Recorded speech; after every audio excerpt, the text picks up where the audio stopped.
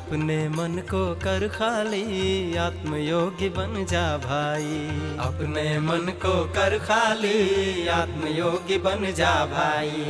जीवात्मा परमात्मा उसके हाथ की सब डाली। जीवात्मा परमात्मा उसके हाथ की सब डाली। अपने मन को कर खाली, आत्मयोगी बन जा भाई। अपने मन को कर खाली, आत्मयोगी बन जा भाई। अपने मन को कर खाली, आत्मयोगी बन जा भाई। अपने मन को कर खाली, आत्मयोगी बन जा भाई। अपने मन को कर खाली, आत्मयोगी बन जा भाई। अपने मन को कर खाली, आत्मयोगी बन जा भाई। मालिक, बिना किसी स्वार्थ के साईं बाबा हम सब की रक्षा करते हैं, तो ये बताइए आप कैसे करेंगे? अरे मूर्ख, ये सन्यासी और फकीर स्वयं की रक्षा तो कर नहीं पाते, भला तुम्हारी रक्षा क्या करेंगे वो? सुनो भाई, ये लोग भी हमारी रक्षा अच्छे से करेंगे, तुम आओ। मैं महावैद्य हूँ, मुझ पर विश्वास रखिए, सब अच्छा होगा। सर्वे जना सुखिनो भवन्तु।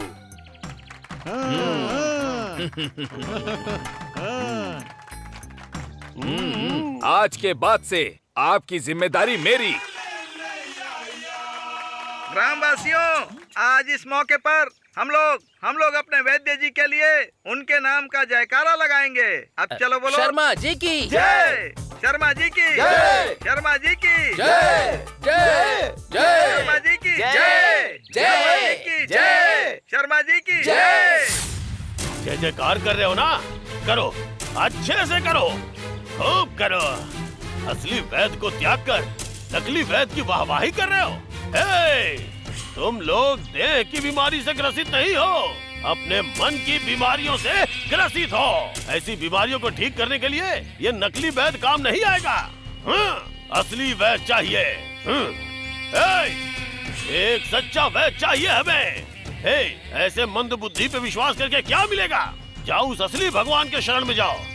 उनके दिए हुए कामधेनु को भूलकर ऐसे भैंसों पे विश्वास करने का क्या कारण है पागल? इस सच्चाई को जितना जल्दी जानोगे उतना ही अच्छा है। वही असली भगवान है और वही असली वैद्य है। अहम ब्रह्मास्मि, आनंदो।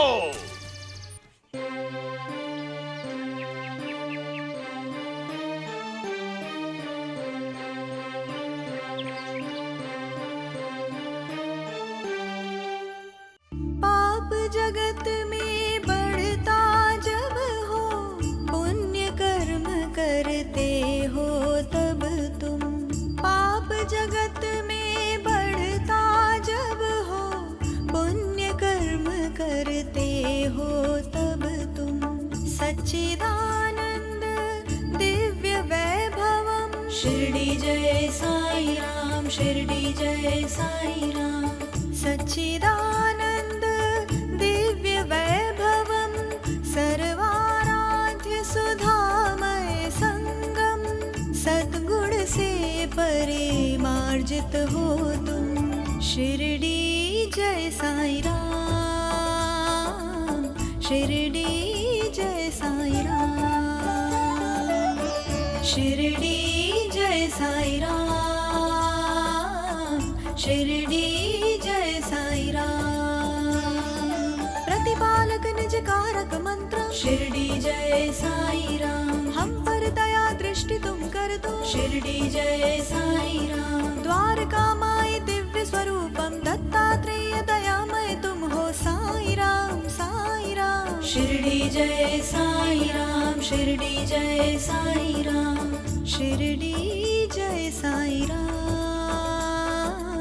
शिरडी जय साई राम।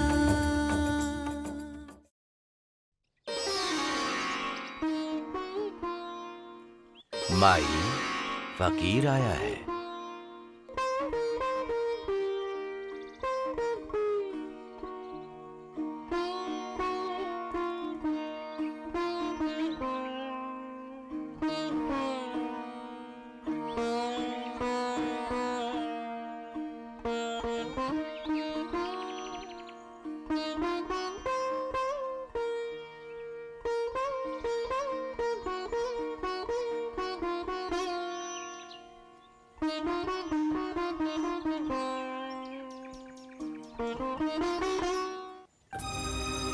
अरे माँ, कुछ खाने के लिए दे दो।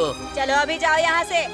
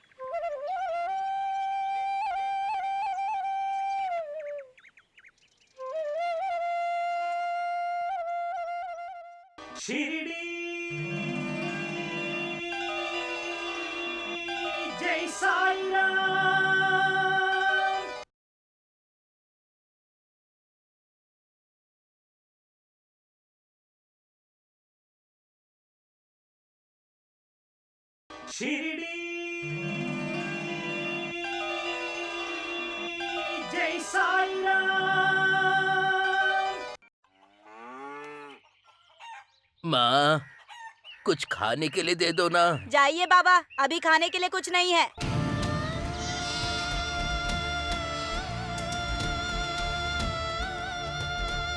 माई, फकीर आया है।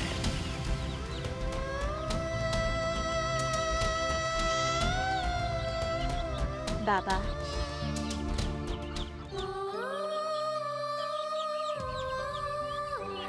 अल्लाह मालिक।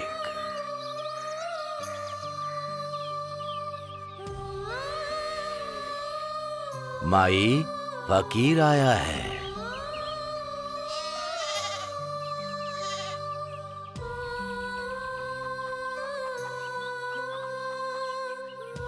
अल्लाह मालिक।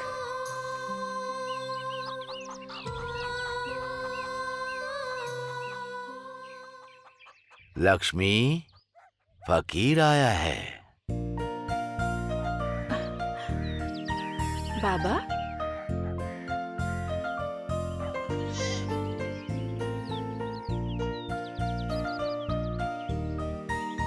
बाबा बैठिए ना। तुम जैसी बहुत सी माताओं के साथ अभी मेरा मिलना बाकी है। मैं बाद में आकर बैठूंगा। बाबा, उस दिन बिना बुलाए ही आप आए थे, लेकिन आज बुलाने पर भी नहीं रुक रहे हो। भगवान अपने भक्तों को सुना है कि पलकों पर बिठा कर रखते हैं, लेकिन उससे भी बढ़कर आप तो हम लोगों को अपने पास रखते हो। जब भी हमारा मन करता है आप हमें दिखाई देते हो। इतना बहुत है बाबा। लक्ष्मी, जो भगवान को किसी बंधन में नहीं बांधते, वो भक्ति के बंधन में बन जाते हैं। शुद्ध भक्ति के आगे तो भगवान भी झुक जाते हैं। पता नहीं कौन से पुण्य किए जो आप हमें मिले हैं बाबा। पुण्य तो मैंने किया है, इसीलिए इस जन्म में तुम लोगों के दर्शन प्राप्त हुए।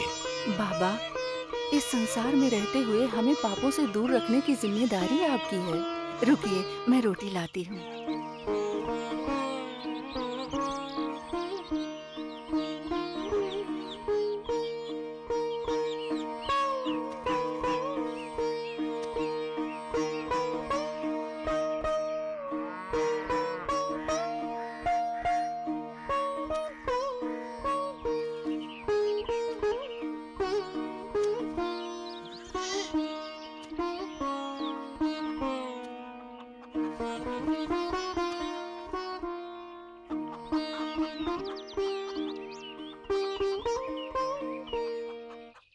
बाबा,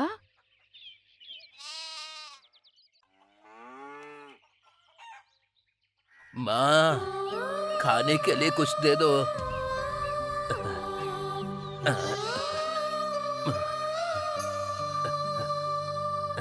ऐसे ही चले जाओगे तो भूख कैसे मिटेगी? किसी ने मुझे खाने के लिए कुछ नहीं दिया। अब मैं क्या करूं भाई? भूख और बर्दाश्त नहीं हो पा रही है। रुक जाओ, ये 2 रोटियां खा लेना। तुम्हें दी गई रोटी तुम मुझे दे रहे हो। तुम्हें भूख लगेगी तो क्या करोगे? मेरी भूख को छोड़ो, तुम इसे खा लो। चलता हूँ भाई, चलता हूँ। तुम्हारे पुण्य को नहीं भूलूंगा। बाबा, आपने तो अपनी दोनों रोटियां उस भिखारी को दे दी, अब आप क्या खाओगे? तुम्हारी दी हुई रोटी मेरी इस झोली में पड़ते ही मेरी भूख मिट गई लक्ष्मी। रुकिए बाबा, मैं आपके लिए और रोटी लाती हूँ। रुको लक्ष्मी, बाकी वो 2 रोटी तुम्हें और तुकाराम के लिए रहने दो। मुझे दे दोगी फिर तुम्हारे लिए तुम लोग खा लोगे तो मेरा पेट भर जाएगा। अल्लाह मालिक।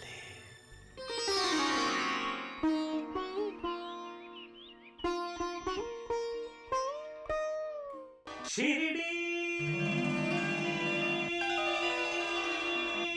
जय साईं राम।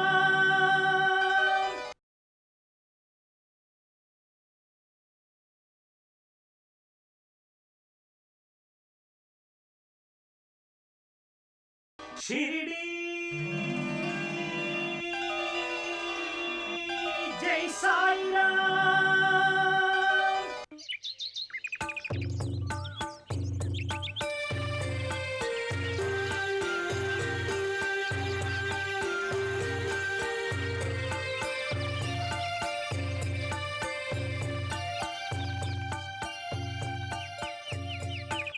महर्षि भी कभी कभार महिला के वश में फंस जाते हैं। स्त्री माया जाल से बच पाना हर किसी के लिए आसान नहीं होता। देवी दास के लिए छाया देवी आज विश्वामित्र के मेनका जैसी बन गई है। वो छाया देवी मेनका हो सकती हैं, लेकिन देवीदास विश्वामित्र बिल्कुल नहीं है। इसीलिए देवीदास उनकी माया में फंसना नहीं चाहते थे और वो रातों रात इस गांव को छोड़कर कहीं चले गए। गांव वाले ऐसा नहीं सोचेंगे, वो तो बस उनकी निंदा ही करेंगे। इसीलिए वो इस निंदा से बचने के लिए एकांत में कहीं चले गए हैं। लेकिन छाया देवी जैसी महिला पूरे विश्व में नहीं है, उनसे बच पाना बहुत कठिन है। इसीलिए तो महापुरुष लोग बाल ब्रह्मचारियों को स्त्रियों से दूर रहने की सलाह देते हैं।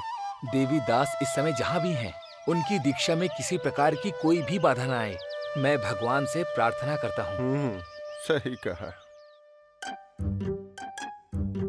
मालिक करकोट का नहीं, मालिक करकटक शर्मा जी, आपने बातों का पहाड़ कुछ इस तरह से बनाया है कि अब आप उस फकीर साईं बाबा को कहीं का नहीं छोड़ेंगे और ना ही उसे 3 तालाबों का पानी नसीब होने देंगे। इस उम्मीद से हमारे गुरुजी ने तो पानी पीना ही छोड़ दिया है, लेकिन आपने तो गांव के लोगों की भलाई करने का वादा किया है और अगर आप ऐसा कर पाने में असफल रहे ना, तो आपकी वजह से हमारे मालिक को अपमान का सामना करना पड़ेगा। वो तो गए। वैद्य जी, जब से मस्जिद में हिंदू मुस्लिम को आपस का झगड़ा मिटाकर एक दूसरे से आपस में चिपकते हुए देखा है, तब से हमारे भाटिया जी का वही हाल हो गया है जैसे किसी के शरीर को गर्म पत्थर से रगड़ दिया गया हो। अगर आप समय रहते उन्हें रास्ता नहीं दिखाएंगे तो हमारे भाटिया जी का ऐसा हाल हो जाएगा जैसे किसी का नर कंकाल सूख गया हो और वो बिना काम का हो गया हो। आप रास्ता दिखाएंगे तभी आपकी मुक्ति और हमारी भक्ति सफल होगी। अरे एक तो मैं वैसे ही उस फकीर के बारे में सोच सोच कर पागल हुआ जा रहा हूँ, ऊपर से तुम दोनों की बेवकूफी जले पर नमक छिड़कने का काम करते हो। देखो शर्मा जी, आप क्या करेंगे मुझे पता नहीं, लेकिन मैंने आपको अपने सिर पर बिठा लिया है। मेरी इज्जत आपको बचानी है। मुझे यहाँ लाकर अपने सिर पर बिठाया, यानी मुझे सहन कर पाना इतनी मुश्किल की बात है? वैद्य जी, हमारे भाटिया जी इतने कष्ट में हैं कि वो क्या बोल रहे हैं उन्हें पता नहीं चल रहा। आप अपने काम में लग जाइए, वरना हमारे मालिक की जिंदगी एकदम नरक से बदतर हो जाएगी। वैद्य ये करकट शर्मा केवल एक वैद्य ही नहीं, बल्कि पंडित की तरह सोचने वाला एक पंडित भी है। सुनिए भाटिया जी, अपने दक्षिण कान को पूर्व की दिशा में मोड़िए। ये पैसे मांगने वाला है क्या? कान को नजदीक लाइए।